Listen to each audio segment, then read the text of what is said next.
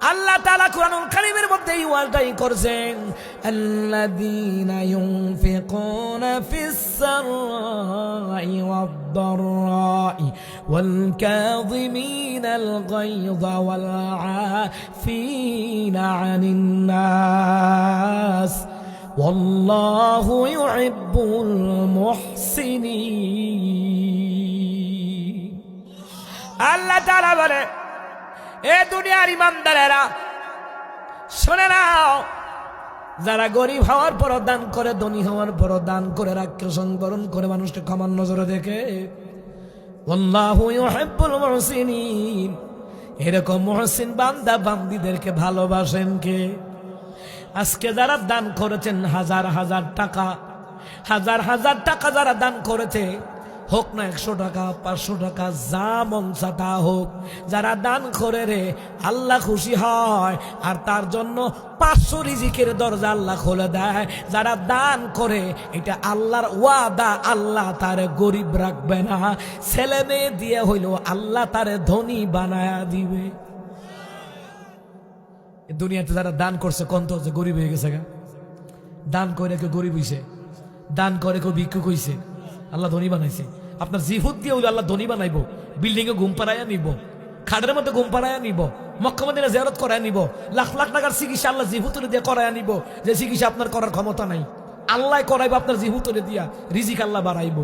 সুবহানাল্লাহ কইতেন না? তো মুসা কালিমুল্লাহ কারণের কাছে গিয়া কইতেছে, কারণ আল্লাহ তো তোমার সম্পদ দিছে, জাকাত দাও, দিলে আল্লাহ সম্পদ বাড়াই দিব। কারুন্যা উঠে উত্তর দিছে কি জানেননি? ওই আমরা দেশে কারুন্যা ফেরাউন্যা আছে না, আমরা আলেমরা হক কথা কইলে জইলে উঠে, ও কারুন্যা জইলে উঠছে, জইলা কয়, হ্যাঁ আমার সম্পদ আমি জুড়াইছি, এই নিজের হাত দিয়া কামাই করছি, তোমার আল্লাহ তুমি মিল্লাইছো আমার লগে সাদাবাজি কইরা সম্পত্তি নিতে বিল্লাহ। নাউজুবিল্লাহ কয় না রে, এ জোরে কন না নাউজুবিল্লাহ। দেখছেন নি কারবারটা? তোমার আল্লাহর কি আর কাম নাই? আমার সম্পত্তির মধ্যে নজর দিছে। একটা সম্পত্তি কি তার না আল্লাহর? আল্লাহ সম্পত্তি দেয়, আল্লাহ দেখে আপনি মসজিদে দেন কিনা, মাদ্রাসায় দেন কিনা, বাপ মা ছেলে মেয়ে স্ত্রী পুত্র নামে দেন কিনা। আল্লাহ সম্পত্তি দিয়েও পরীক্ষা করে, না দিয়েও পরীক্ষা করে। সুবহানাল্লাহ কইতেন না?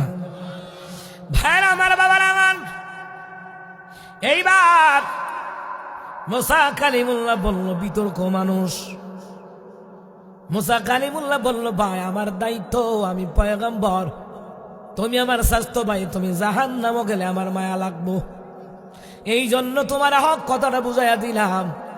আমার আব্বাজির বংশের মধ্যে যদি কোনো আলেম থাকে, সে যদি হক কথা কয়, ভুল বুঝবেন না, আপনি তারে বেশি ভালোবাসবেন, কারণ সে আল্লাহর কথা কয়, রাসূলুল্লাহর কথা কয়, এই জন্য ভালোবাসবেন। হোক আরেক বংশের, কথা কয় না, কথা কয় না।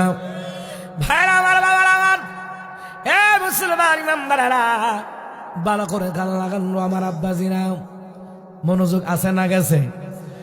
মুসা কালিমুল্লাহ বলল, ভাই তুই আমার স্বাস্থ্য ভাই, বাইরে তুই জাহান্নামে গেলে আমার বড় খারাপ লাগবে, আমার বড় মায়া লাগবে। এ ভাই যাকাত দাও, দান করো রে বাবা। ওই বাবা রে মুসা কালিমুল্লাহ বললেন, মুসা কালিমুল্লাহ সামনের থেকে ঝাড়া দিয়ে ছুটে গেছে গা।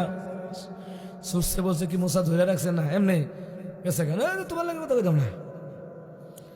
গেল গা গিয়া সাইরা কারণে দল বল লইয়া মিটিং বসাইছে মুসার বিরুদ্ধে, অথচ মুসা কালিমুল্লাহ আপন চাচাতো ভাই।